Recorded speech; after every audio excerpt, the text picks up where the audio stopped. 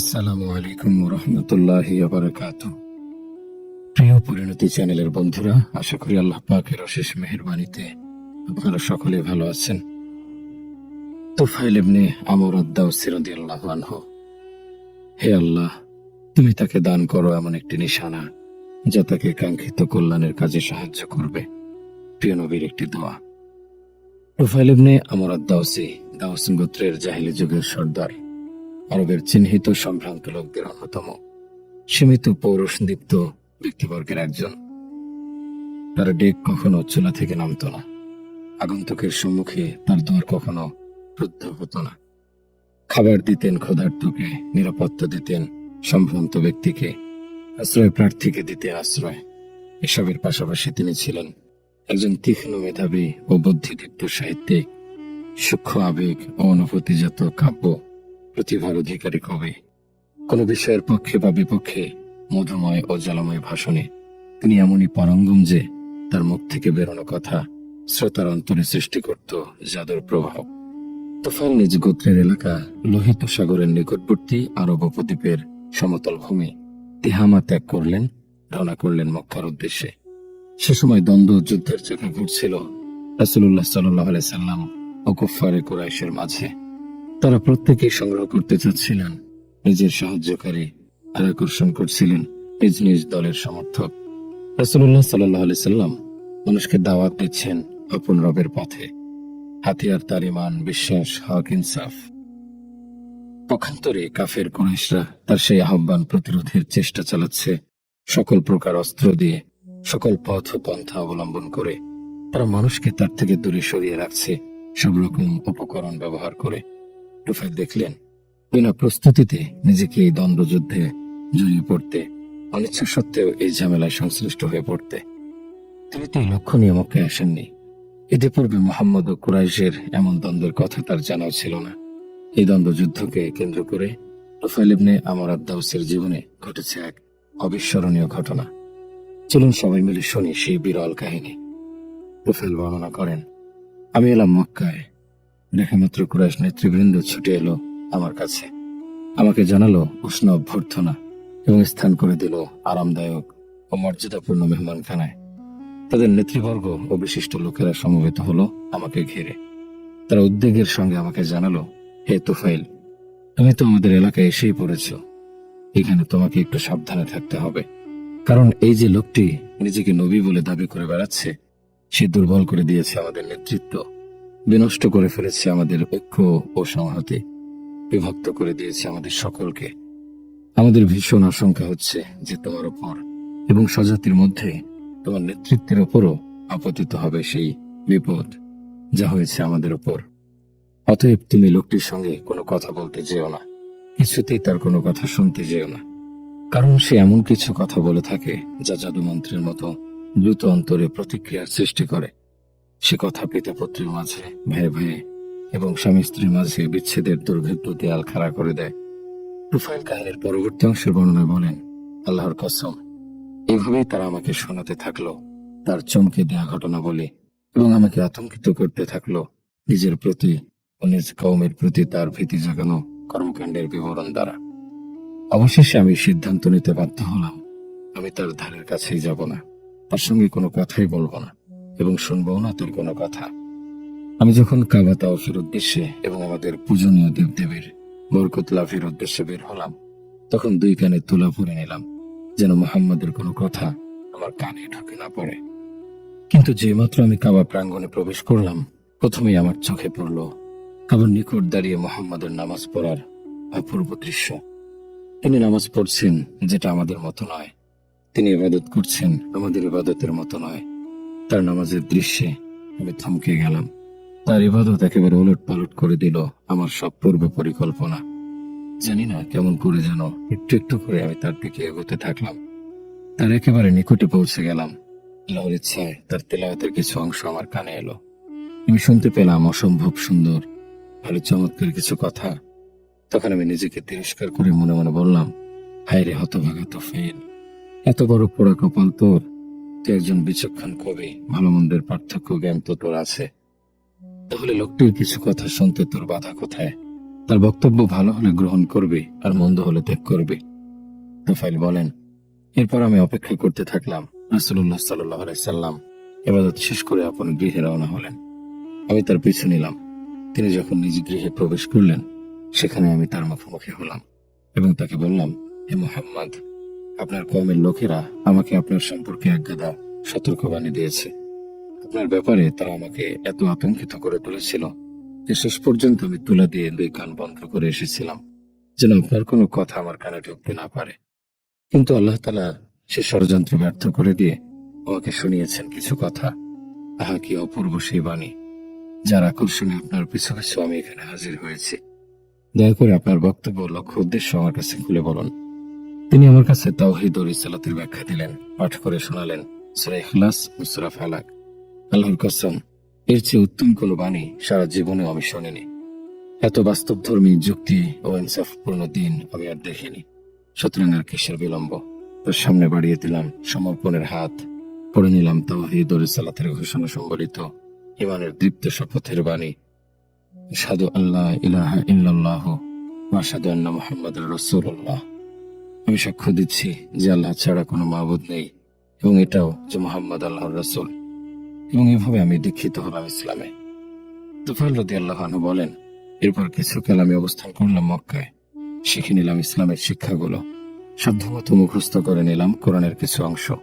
যখন স্বগোত্রে ফিরে যাওয়ার সিদ্ধান্ত স্থির করে ফেললাম, তখন প্রিয় নবীর নিকট গিয়ে বললাম, ইয়া রাসূলুল্লাহ, আমি নিজ গোত্রে একজন অনুসরণীয় ব্যক্তিত্ব।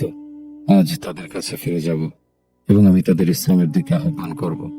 আপনি দয়া করে আল্লাহর নিকট প্রার্থনা করুন, তিনি যেন আমাকে দান করেন কোনো নিশানা, যা হবে এই দাওয়াতি কাজে আমার সহায়ক। তিনি বললেন, হে আল্লাহ, তুমি তাকে দান করো কোনো নিশানা। এরপর আমি বের হলাম আমার কওমের উদ্দেশ্যে। যখন আমি তাদের এলাকার কাছাকাছি একটি উঁচু স্থানে পৌঁছি, তখনই আমার 2 চোখের মাঝখানে প্রকাশ পেল বাতির মতো উজ্জ্বল আলো। আমি প্রার্থনা করলাম, হে আল্লাহ, দয়া করে এই আলো আমার মুখমণ্ডল থেকে অন্য কোথাও স্থানান্তর করে দাও, কারণ আমি আশঙ্কা করছি তারা বলবে আমার কপালে আগুন জ্বলছে। তাদের ধর্মত্যাগের কারণে আমার জন্য এই শাস্তির আমার কাছে এগিয়ে এলেন আমার পিতা। তিনি ছিলেন এক অতি বৃদ্ধ মানুষ। আমি তাকে বললাম, বাবা, তুমি আমার কাছ থেকে দূরে থাকো, কারণ আমি তোমার কেউ নই, তুমি আমার কেউ নও। কেন রে বেটা? আমি ইসলাম গ্রহণ করেছি, মুহাম্মাদের দিনের অনুসারী হয়ে গেছি। বেটা, তুমি যে দিন গ্রহণ করেছো আমিও সেটা গ্রহণ করলাম। তাহলে তুমি গোসল করে পবিত্র হও, পবিত্র পোশাক পরে এসো, তোমাকে শিখিয়ে দেই সে বিষয় যা শেখানো হয়েছে আমাকে। তিনি যথারীতি গেলেন, গোসল করলেন এবং পবিত্র পোশাক পরে এলেন। তখন আমি তার কাছে ইসলামের বাণী তুলে ধরলাম। তিনি সানন্দে ইসলাম কবুল করে নিলেন। এরপর এলো আমার স্ত্রী। আমি বললাম, একটু দূরত্ব বজায় রাখো, কারণ এখন আর তোমার আমার মাঝে কোনো সম্পর্ক নেই। সে জিজ্ঞাসা করলো, কি কারণে এমন হলো? আমার পিতামাতা তোমার জন্য উৎসর্গিত, এই বিচ্ছেদের কারণটা কি জানতে পারি?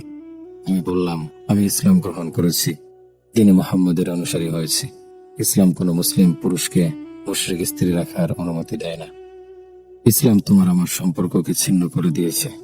সে বলল, তাহলে তোমার দিন ইসলামকেই আমি আমার দিন হিসাবে মেনে নিলাম।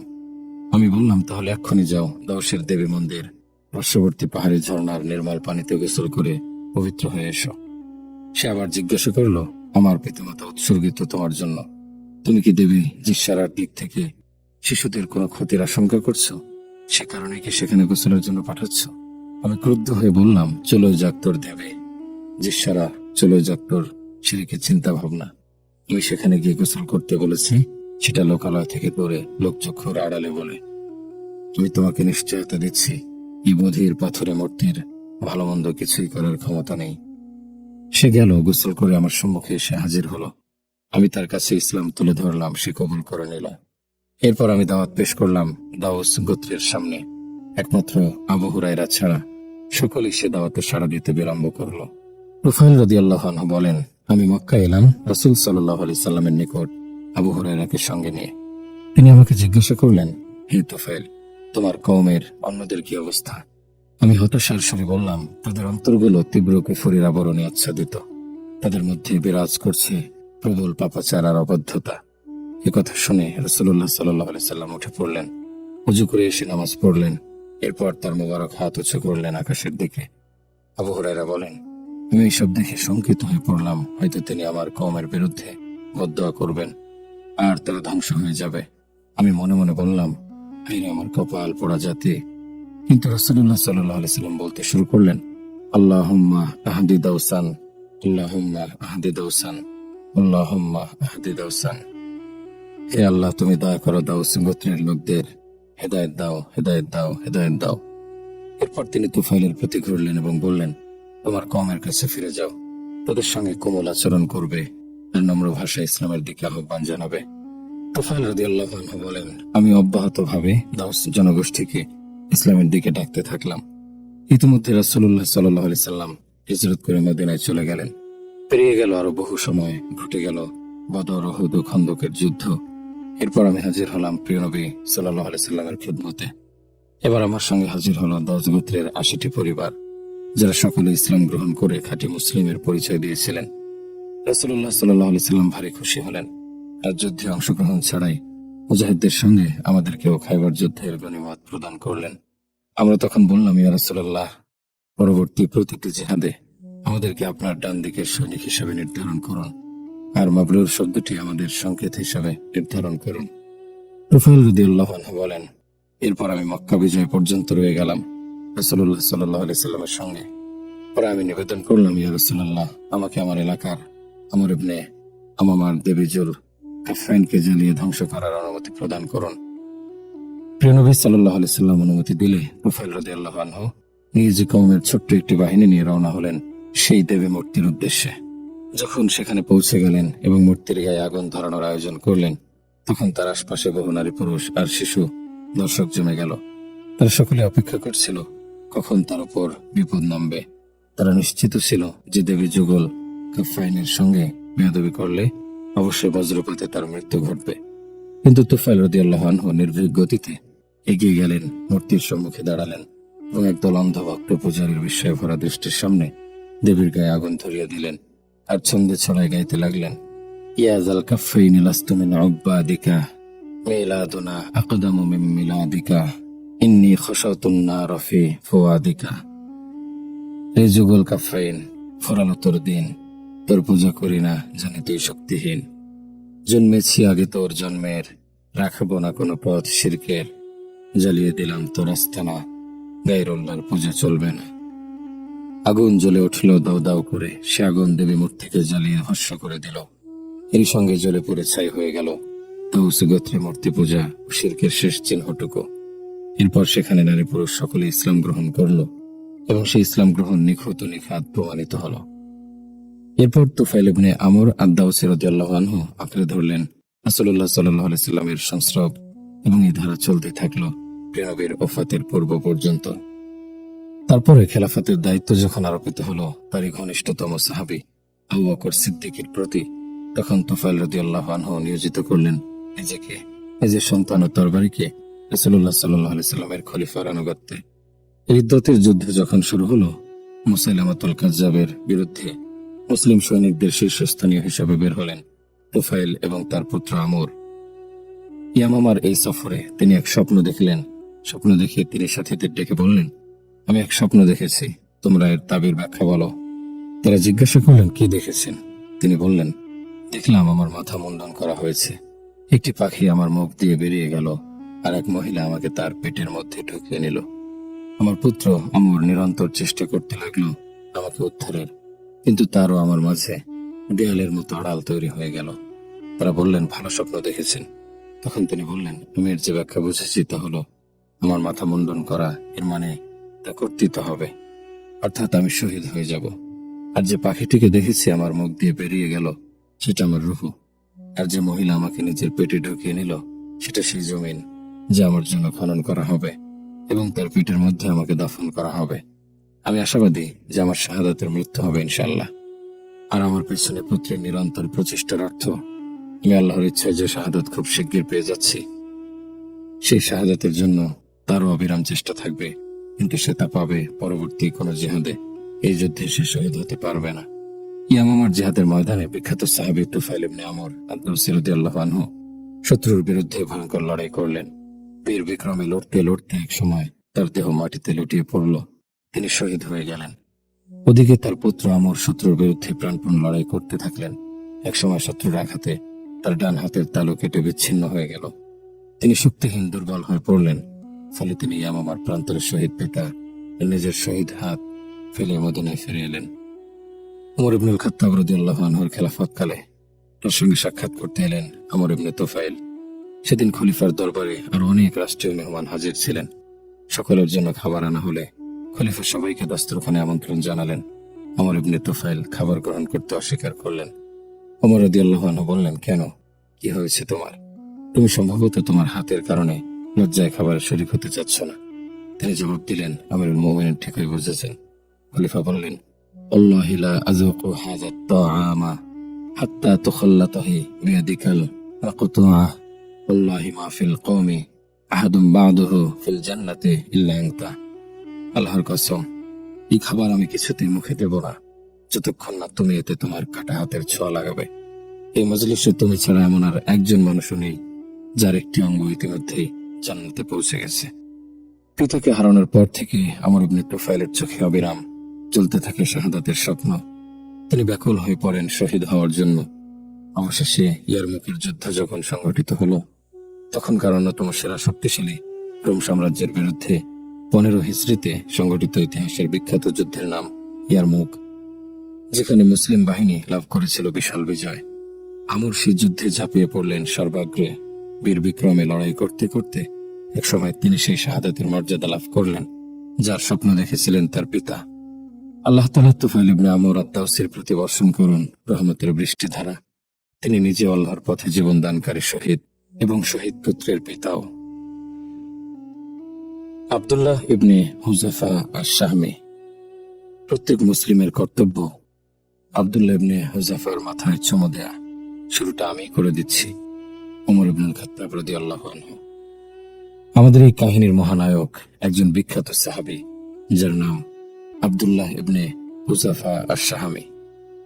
ইতিহাস এই মানুষটিকে স্মরণ না করে আপন গতিতে এগিয়ে যেতে পারত, যেমন তার পূর্বে মিলিয়ন মিলিয়ন আরবকে অতিক্রম করে গেছে তাদেরকে স্মরণ না করেই। কিন্তু সুমহান ইসলাম আব্দুল্লাহ ইবনে হুযাফা আশ-শাহমিকে দিয়েছে তখনকার পৃথিবীর শ্রেষ্ঠ দুই পরাশক্তি পারস্য সম্রাট কিসরা এবং রোম সম্রাট কাইসারের মুখোমুখি হওয়ার বিরল সুযোগ। উভয় সম্রাটের সঙ্গে তার সাক্ষাৎকে কেন্দ্র করে সৃষ্টি হয়েছে এমন এমন ঘটনা, যুগের স্মৃতিতে যা থাকবে অম্লান হয়ে, ইতিহাসের পাতা যার বিবরণ দিতে থাকবে অনন্তকাল ধরে। পারস্য সম্রাট কিসরার সঙ্গে তার ঘটনাটি ঘটেছিল হিজরতের 6ষ্ঠ বর্ষে, যখন রাসূলুল্লাহ সাল্লাল্লাহু আলাইহি সাল্লাম সিদ্ধান্ত নিয়েছিলেন ইসলাম গ্রহণের আহ্বান সম্বলিত পত্র দিয়ে একদল সাহাবীকে পাঠাবেন বিভিন্ন অনারব বাদশার কাছে। রাসূলুল্লাহ সাল্লাল্লাহু আলাইহি সাল্লাম যথার্থই বুঝতেন এই গুরুত্বপূর্ণ কাজের ঝুঁকি ও বিপদ সম্পর্কে, কারণ এইসব দূত যাচ্ছেন অজানা অচেনা দুর্যোগ দুর্ঘটনার সম্ভাবনাপূর্ণ বিভিন্ন অঞ্চলে।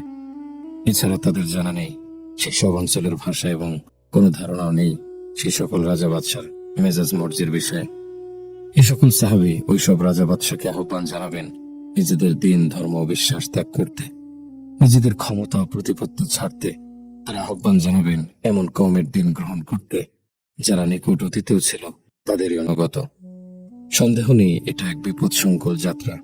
এখানে নেই মুসাফিরের জীবনের কোনো নিরাপত্তা, নেই প্রত্যাবর্তনের কোনো নিশ্চয়তা। যে যাবে যেন সে জীবন হারাবে, যে ফিরবে যেন সে মৃত্যুর পর নতুন জীবন ফিরে পাবে। এসব নানাবিধ ঝুঁকি ও বিপদ সম্ভাবনার কথা বিবেচনা করে রাসূলুল্লাহ সাল্লাল্লাহু আলাইহি সাল্লাম সাহাবীদের জমা করলেন এবং তাদের উদ্দেশ্যে বক্তব্য শুরু করলেন। প্রথমে হামদ ও সানা, আল্লাহর প্রশংসা ও গুণগান করলেন। কালিমা শাহাদাত পড়ে বললেন, আম্মা বাদ, আমি তোমাদের ভেতর থেকে কয়েকজনকে বিভিন্ন অনারব বাদশার কাছে পাঠাতে চাই। সুতরাং আমি আশা করি তোমরা কেউ আমার এই সিদ্ধান্তের বিরোধিতা করবে না, যেমন করেছিল বনী ইসরাইল ঈসা ইবনে মারিয়ামের বিরুদ্ধে। এ কথা শুনে সাহাবায়ে কেরাম সমস্বরে বলে উঠলেন, ইয়া রাসূলুল্লাহ, আমরা বিরোধিতা নয়, আপনার যে কোনো ইচ্ছা পূরণের জন্য জীবন বাজি রাখব। অতএব নির্দ্বিধায় আপনি আমাদের পাঠিয়ে দিন যেখানে পাঠাতে চান। প্রিয় নবী সাল্লাল্লাহু আলাইহি সাল্লাম 6 জন সাহাবীকে মনোনীত করলেন বিভিন্ন আরব অনারব রাজা বাদশার কাছে তার চিঠি নিয়ে যাওয়ার জন্য। সেই 6 জনের একজন ছিলেন হযরত আব্দুল্লাহ ইবনে হুযাফা আশ-শাহমি। তিনি মনোনীত হয়েছিলেন পারস্য সম্রাট কিসরার হাতে রাসূলুল্লাহ সাল্লাল্লাহু আলাইহি সাল্লামের চিঠি পৌঁছানোর জন্য। আব্দুল্লাহ ইবনে হুযাফা প্রস্তুত করে ফেললেন নিজের বাহন, বিদায় জানালেন স্ত্রী ও সন্তানদের, রওনা করলেন বহু দূরের সেই পারস্য দেশের উদ্দেশ্যে। পাড়ি দিলেন বহু উঁচু নিচু পথের ঘাত প্রতিঘাত। আল্লাহ ছাড়া সঙ্গে কেউ নেই এমন নিঃসঙ্গ একা বহু দুর্গম পথ পেরিয়ে একসময় তিনি পৌঁছে গেলেন গন্তব্যে, পারস্য দেশে। পারস্য সম্রাটের সাক্ষাৎ প্রার্থনা করলেন এবং রাজ দরবারের সদস্যদের সে চিঠির সংবাদ জানিয়ে দিলেন যা তিনি সম্রাটের উদ্দেশ্যে বয়ে এনেছেন। সদস্যদের নিকট থেকে সব খবর শুনে কিসরা রাজ দরবার প্রস্তুত করার নির্দেশ দিলেন। তার নির্দেশ পালিত হল। রাজ দরবারকে সুসজ্জিত করা হলো। পারস্যের গণ্যমান্য ব্যক্তিবর্গকে আমন্ত্রণ জানালে তারা কিসরার আহ্বানে সেই মজলিসে হাজির হলো। এরপর তিনি আব্দুল্লাহ ইবনে হুযাফাকে তার দরবারে হাজির হওয়ার অনুমতি দিলেন। আব্দুল্লাহ ইবনে হুযাফার স্বামী পারস্য সম্রাটের সম্মুখে উপস্থিত হলেন। পাতলা চাদর এবং মোটা কাপড়ের আবা, আরবদের ঐতিহ্যবাহী পুরুষদের পোশাক পরে। তার মধ্যে বেদুইনদের গ্রাম্যপনা ও সরলতার ছাপ ছিল স্পষ্ট। কিন্তু তিনি ছিলেন উন্নত মনোবল ও মজবুত দেহ কাঠামের অধিকারী।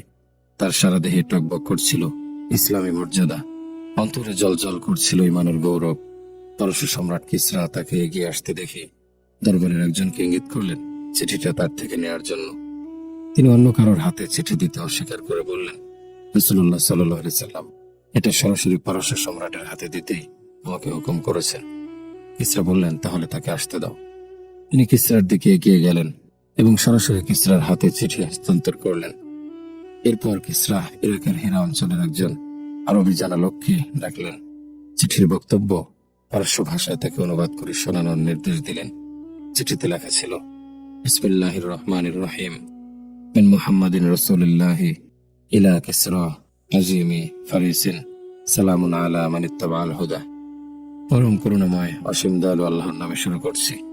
আল্লাহর রাসূল মুহাম্মাদের পক্ষ থেকে পারস্য সম্রাট কিসরার প্রতি সালাম ও চিরশান্তি বর্ষিত হোক তাদের প্রতি যারা হিদায়াতকে কবুল করে, তার অনুসরণ করে।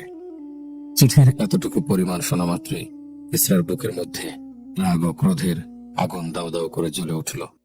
তার চেহারা লাল হয়ে গেল, গর্দানের রগগুলো ফুলে উঠল। কেননা এতে প্রথমে রয়েছে প্রেরক মুহাম্মদ রাসূলুল্লাহ সাল্লাল্লাহু আলাইহি সাল্লামের নাম, তারপর প্রাপক পারস্য সম্রাটের নাম। আরবি জানা সেই দোভাষীর হাত থেকে তিনি চিঠিটা টান দিয়ে নিয়ে নিলেন এবং টুকরা টুকরা করে ছুঁড়ে ফেললেন চিঠির বিষয়বস্তু না জেনে, আর চিৎকার করে বলতে লাগলেন, আমার অনুগত একজন দাস হয়ে আমার সঙ্গে এত বড় বেয়াদবি। এরপর আব্দুল্লাহ ইবনে হুযাফাকে তার মজলিস থেকে বহিষ্কার করার নির্দেশ দিলেন। নির্দেশ মতো তাকে সেখান থেকে বের করে দেওয়া হলো। আব্দুল্লাহ ইবনে হুযাফা রাদিয়াল্লাহু আনহু পারস্য সম্রাট কিসরার রাজ দরবার থেকে বের হয়ে এলেন। তিনি জানতেন না আল্লাহ কি রেখেছেন তার ভাগ্যে, তাকে কি হত্যা করা হবে নাকি ছেড়ে দেওয়া হবে। তিনি অবিলম্বে বলে উঠলেন, ওয়ালিল্লাহি মা আবালি আলা আইয়া হালিন আকুনু বাদা আদাইতু কিতাব রাসূলিল্লাহ সাল্লাল্লাহু আলাইহি ওয়াসাল্লাম। আল্লাহর কসম, আল্লাহর রাসূল সাল্লাল্লাহু আলাইহি সাল্লামের চিঠি যথাস্থানে পৌঁছানোর গুরু দায়িত্ব পালনের পর আমি এ ব্যাপারে মোটেও চিন্তিত নই যে আমার কি হবে। এ কথা বলেই তিনি চড়ে বসলেন নিজ বাহনের পিঠে এবং শুরু করলেন পথ চলা। কিসরার রাগ যখন থেমে গেল, তিনি নির্দেশ দিলেন আব্দুল্লাহকে তার সম্মুখে হাজির করা হোক, কিন্তু পাওয়া গেল না তাকে। সকলে মিলে খোঁজাখুঁজি করলো, কিন্তু তার কোনো সন্ধান কেউ বের করতে পারল না। অবশেষে ঘুড়সাওয়ার বাহিনী সম্রাটের নির্দেশে তাকে তন্ন তন্ন করে খুঁজল আরব উপদ্বীপের সীমা পর্যন্ত বিস্তীর্ণ পথে। সর্বশেষ তারা জানতে পারল তিনি আরো পূর্বে জাজিরাতুল আরব সীমানায় প্রবেশ করেছেন। আব্দুল্লাহ ইবনে হুযাফা শামে ফিরে এসে সাক্ষাৎ করলেন প্রিয় নবী সাল্লাল্লাহু আলাইহি সাল্লামের সঙ্গে। তাকে কিসরার সঙ্গে সাক্ষাৎ ও রাজ দরবারের সকল সংবাদ সবিস্তারে জানালেন। বিশেষত কিসরা কর্তৃক তার পবিত্র চিঠি টুকরো টুকরো করে ফেলার খবরও দিলেন। প্রিয় নবী সাল্লাল্লাহু আলাইহি সাল্লাম শুধু একটি বাক্য বললেন, মাযযাকাল্লাহু মুলকা, আল্লাহ তার সাম্রাজ্যকে টুকরো টুকরো করে দেন। পারস্য সম্রাট কিসরা ক্রুদ্ধ হয়ে করদ রাজ্য ইয়েমেনের শাসক মাজানের কাছে লিখিত নির্দেশ জারি করলেন, হিজাজ ভূমিতে আত্মপ্রকাশকারী নবুয়তের দাবিদার লোকটির কাছে তোমার বাছাইকৃত দুজন শক্তিশালী সৈনিক পাঠাও, তারা যেন লোকটিকে গ্রেফতার করে আমার কাছে হাজির করে। মাজান নির্দেশ পেয়ে নিজের বাছাইকৃত সেরা দুজন সেনা সদস্য পাঠিয়ে দিলেন রাসূলের কাছে। তাদের হাতে রাসূলের উদ্দেশ্যে লেখা এক পত্রে হুকুম জারি করলেন, হে মুহাম্মদ, অবিলম্বে এদের সঙ্গে সম্রাট কিসরার দরবারে গিয়ে সাক্ষাৎ করুন। বাজান সৈনিকদের আরো একটি গোপন নির্দেশ দিলেন, তারা যেন মুহাম্মদের খোঁজ খবর ও তথ্য সংগ্রহ করে তাকে অবহিত করে। সৈনিক দুজন অবিরাম সফর করে তাইফ পর্যন্ত পৌঁছে গেল। সেখানে তারা দেখা পেল কুরাইশের একদল ব্যবসায়ীর। তারা বণিক দলকে মোহাম্মদ সাল্লাল্লাহু আলাইহি সাল্লাম সম্পর্কে জিজ্ঞাসা করলে তারা জানালো তিনি এখন মক্কায় নয়, মদিনায় আছেন। বাণিজ্য কাফেলার লোকজন ইয়েমেনি ওই দুই সৈনিকের উদ্দেশ্য জেনে ভীষণ আনন্দ নিয়ে মক্কায় ফিরে এলো। কুরাইশের লোকদের অভিনন্দন জানিয়ে তারা বলতে লাগলো, আরে তোমরা এবার আনন্দ করো, পারস্য সম্রাট কিসরা লেগে গেছে মুহাম্মদের পিছে। আমাদের আর কোনো চিন্তা নেই, তার সর্বনাশ দেখার অপেক্ষা করো। ব্যবসায়ীদের কথা মতো ইয়েমেনি সেনারা তাদের সফরের দিক পাল্টালো এবং মদিনার দিকে রওনা করলো। মদিনায় পৌঁছার পর রাসূলের সঙ্গে সাক্ষাৎ করে তার কাছে বাজানের চিঠি হস্তান্তর করে বলল, রাজা ধীরাজ কিসরা আমাদের বাদশাহ বাজানের উদ্দেশ্যে লিখিত ফরমান জারি করেছেন। আপনাকে কিসরার সম্মুখে হাজির করার জন্য যেন তিনি লোক পাঠান। সে উদ্দেশ্যে আমরা আপনার কাছে এসেছি। আপনি যদি স্বেচ্ছায় আমাদের সঙ্গে যেতে রাজি হয়ে যান, তাহলে আমরা কিসরার সঙ্গে কথা বলবো, আপনার পক্ষে সুপারিশ করে আপনার শাস্তি কমিয়ে দিতে বলবো। আর যদি আপনি আমাদের সঙ্গে যেতে অস্বীকার করেন, তাহলে নিশ্চয় আপনি জানেন তিনি কে এবং তার ক্ষমতা কতখানি। আপনাকে এবং আপনার কওমকে ধ্বংস করতে তার বেশি কিছুর দরকার হবে না। রাসূলুল্লাহ সাল্লাল্লাহু আলাইহি সাল্লাম শুনে মুচকি হাসি দিয়ে বললেন, আজ তোমরা ফিরে যাও, বিশ্রাম নিয়ে আগামীকাল এসো। পরের দিন তারা প্রিয় নবী সাল্লাল্লাহু আলাইহি সাল্লামের নিকটে এসে জিজ্ঞাসা করলো, আপনি কি আমাদের সঙ্গে কিসরার দরবারে যেতে তৈরি হয়েছেন? রাসূলুল্লাহ সাল্লাল্লাহু আলাইহি সাল্লাম বললেন, আর কখনোই তোমরা কিসরাকে দেখতে পাবে না। আল্লাহ তাকে ধ্বংস করে দিয়েছেন। অমুক মাসের অমুক তারিখের রাতে তার পুত্র শিরাওয়াই কিসরাকে হত্যা করে পারস্যের ক্ষমতা দখল করেছে। তাদের চোখে মুখে বিস্ময় ও ব্যাকুলতা ফুটে উঠল। দৃষ্টিকে তীক্ষ্ণ করে তারা প্রিয় নবীর চেহারা পড়তে চেষ্টা করলো এবং জিজ্ঞাসা করলো, আপনি কি জানেন আপনি কি বলছেন? এই কথা কি আমরা বাজানকে লিখে জানাবো? তিনি জবাব দিলেন, অবশ্যই লিখে দাও এবং তাকে এটাও জানিয়ে দাও, তোমার দিন খুব শিগগির পৌঁছে যাবে পারস্য সম্রাট কিসরার সাম্রাজ্যের শেষ সীমানা পর্যন্ত। বাজান যদি ইসলাম গ্রহণ করে, তাহলে আমি তাকে দান করব সেই বিস্তীর্ণ অঞ্চল যা তার অধীনে রয়েছে, আর তাকে বাদশা বানাবো তার কওম ও জাতির জন্য। তারা রাসূলুল্লাহ সাল্লাল্লাহু আলাইহি সাল্লামের দরবার থেকে উঠে পড়ল। সেখান থেকে বেরিয়ে অবিলম্বে ইয়েমেন সফর করে বাজানের সঙ্গে সাক্ষাৎ করলো। তাকে সবিস্তারে নবীর সংবাদ শোনালো। সবকিছু শুনে বাজান মন্তব্য করলেন, মুহাম্মদ যা বলেছে তা যদি সত্যি হয়, তাহলে তিনি নিঃসন্দেহে একজন নবী। আর যদি তার কথা মতো ঘটনাটি না ঘটে থাকে, তাহলে তার ব্যাপারে আরো ভেবে সিদ্ধান্ত নেব। এর একটু পরেই বাজানের নিকটে এসে গেল কিসরার পুত্র শিরাওয়াইহির পত্র। তাতে সে লিখেছে, আম্মাবাদ, আমি পারস্য সম্রাট কিসরাকে হত্যা করেছি। শুধুমাত্র পারস্য জাতির প্রতিকৃত তার অন্যায় অপরাধের শাস্তি বিধানের উদ্দেশ্যেই আমি এই কাজ করেছি। কারণ তিনি পারস্য জাতির শরীফ ও সম্ভ্রান্তদের হত্যা, নারীদের বন্দী এবং সম্পদ লুণ্ঠন করার ব্যাপক ও বাধাহীন প্রচলন ঘটিয়েছিলেন। যা হোক, আমার এই পত্র পাঠ আমার প্রতি তোমার এলাকার জনগণের বায়াত আনুগত্যের শপথ গ্রহণ করবে। বাজান শিরাওয়াইহির পত্র পাঠ করার সঙ্গে সঙ্গে সেটাকে দূরে ছেড়ে মারল এবং ইসলাম গ্রহণের স্পষ্ট ঘোষণা দিল। তার সঙ্গে ইয়েমেনে অবস্থানকারী পারস্যের সকলে ইসলাম গ্রহণ করে নিল। এ ছিল পারস্য সম্রাট কিসরার সঙ্গে আব্দুল্লাহ ইবনে হুযাফা আশ-শাহামের সাক্ষাতের কাহিনী। তাহলে রোম সম্রাট কায়সারের সঙ্গে তার সাক্ষাতের কাহিনীটি কেমন ছিল? রোম সম্রাট কায়সারের সঙ্গে তার সাক্ষাৎ ঘটেছিল ওমর ইবনুল খাত্তাব রাদিয়াল্লাহু আনহুর শাসনামলে। সেখানে তার সঙ্গে ঘটেছিল বিস্ময়কর ও মজার কাহিনী। হিজরি 19তম বর্ষে হযরত ওমর রাদিয়াল্লাহু আনহু রোম সাম্রাজ্যের বিরুদ্ধে যুদ্ধের উদ্দেশ্যে একদল সেনা পাঠালেন। তাদের মাঝে ছিলেন হযরত আব্দুল্লাহ ইবনে হুযাফা আশ-শাহামী। রোম সম্রাট কায়সার মুসলিমদের বিভিন্ন সংবাদ ও বৈশিষ্ট্যের কথা পূর্বে শুনেছিলেন। তাদের খাঁটি ঈমান, মজবুত বিশ্বাস আর আল্লাহর পথে একাত্তরে জীবনদানের কথাও তার কানে গিয়েছিল। তাই তিনি নিজের লোকদের বলে রেখেছিলেন, তোমরা যদি কোনো মুসলিম সৈনিককে হাতে পাও, তবে যে কোনো উপায়ে তাকে আমার কাছে জীবিত হাজির করবে। আল্লাহর ইচ্ছায় আব্দুল্লাহ ইবনে হুযাফা আশ-শাহামী রোম বাহিনীর হাতে বন্দী হলেন। তারা বন্দীকে তাদের সম্রাটের নিকট হাজির করে বলল, এ হলো মুহাম্মদের অন্যতম শীর্ষ অনুসারী, বন্দী হয়েছে আমাদের হাতে, তাকে আপনার সঙ্গে হাজির করলাম। রোম সম্রাট দীর্ঘ সময় ধরে তাকিয়ে থাকলেন আব্দুল্লাহ ইবনে হুযাফা আশ-শাহামীর দিকে। তাকে পরখ করলেন এবং একসময় বলে বসলেন, আমি তোমাকে একটি প্রস্তাব দিচ্ছি। কি প্রস্তাব সেটা? তুমি খ্রিস্ট ধর্ম গ্রহণ করে নাও। যদি তুমি প্রস্তাব মেনে নাও, তাহলে তোমাকে মুক্ত করে দেব এবং রাষ্ট্রীয় মর্যাদায় তোমার ঘরে ফেরার ব্যবস্থা করে দেব। যুদ্ধবন্দী আব্দুল্লাহ ইবনে হুযাফা ঘৃণা ভরে সম্রাটের প্রস্তাব প্রত্যাখ্যান করে দৃঢ়তার সঙ্গে বললেন, হায় হায়, এটা কি করে হয়?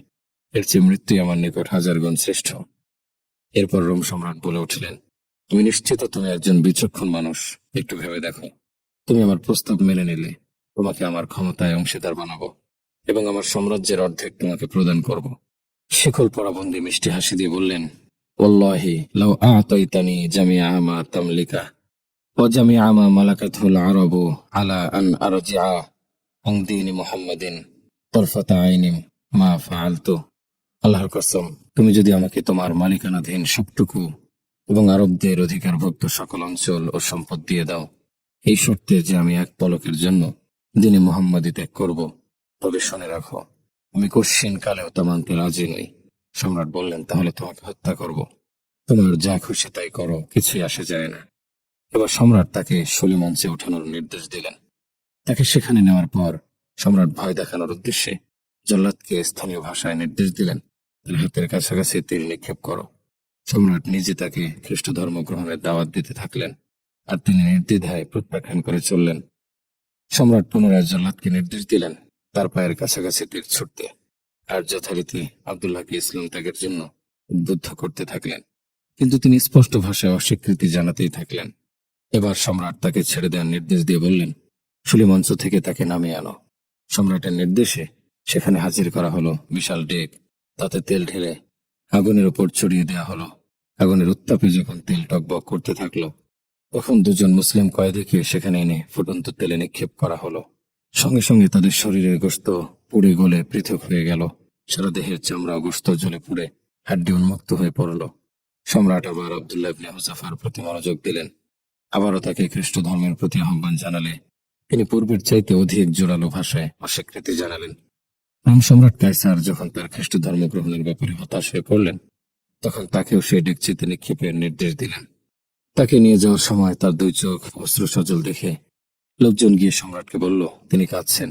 সম্রাট ভাবলেন হয়তো মৃত্যুর ভয়ে ঘাবড়ে গেছে, ফলে তিনি বললেন তাকে নিয়ে এসো। সম্রাটের সামনে তাকে আনা হলে তিনি আবারও খ্রিস্ট ধর্ম গ্রহণ করতে বললে তিনি আগের মতোই অস্বীকার করলেন। সম্রাট বললেন, আর হতভাগা, যদি নাই মানবে তাহলে কাঁদছ কেন? তিনি বললেন, কাঁদছি তো এই দুঃখে যে আমার দেহে প্রাণ রয়েছে মাত্র একটি, যা এখন এই ফুটন্ত ডেকের মধ্যে ফেলে নিঃশেষ করে দেয়া হবে। আহা, আমার কাছে যদি দেহের পশমের মতো অগণিত প্রাণ থাকতো, আর সেই সবগুলো প্রাণ যদি আল্লাহর জন্য এভাবে এই ডেকের মধ্যে ফেলে বিসর্জন দিতে পারতাম। নিজের সকল প্রস্তাব প্রত্যাখ্যান হওয়ায় চরম অপমানিত সম্রাট এবার একটু সহজ শর্ত দিয়ে বললেন, তুমি কি পারবে আরবদের রীতি হিসেবে আমার মাথায় চুমু দিয়ে শ্রদ্ধা জানাতে? তাহলে আমি তোমাকে মুক্ত করে দেব। আব্দুল্লাহ বললেন, চুমু দেব এক শর্তে, সকল মুসলিম বন্দীদেরকে মুক্তি দিতে হবে। সম্রাট রাজি হয়ে বললেন, ঠিক আছে, সকল মুসলিম বন্দীকেও মুক্তি দেওয়া হবে।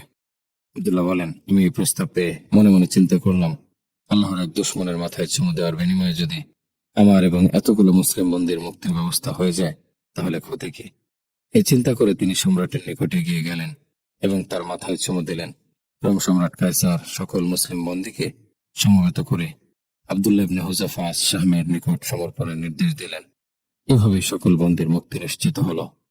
আব্দুল্লাহ ইবনে হুযাফা শাহমি খলিফা ওমর ইবনুল খাত্তাব রাদিয়াল্লাহু আনহুর সঙ্গে সাক্ষাৎ করলেন। সবিস্তারে সকল সংবাদ তার কাছে তুলে ধরলেন। ওমর ফারুক রাদিয়াল্লাহু আনহু সবকিছু শুনে ভীষণ আনন্দিত হলেন। মুক্তিপ্রাপ্ত বন্দীদের দেখে তিনি মন্তব্য করলেন, হাক্কা আলা কুল্লি মুসলিমিন আন ইউকাব্বালা রা'সা আবদিল্লাহ ইবনে হুযাফাতা ওয়া আনা আবদা ও বিযালিকা। প্রত্যেক মুসলিমের এখন উচিত হবে আব্দুল্লাহ ইবনে হুযাফার মাথায় চুমু দেয়া। আমি নিজেই শুভকর্মের সূচনা করছি। এ কথা বলেই তিনি দাঁড়িয়ে গেলেন এবং তার মাথায় চুমু খেলেন।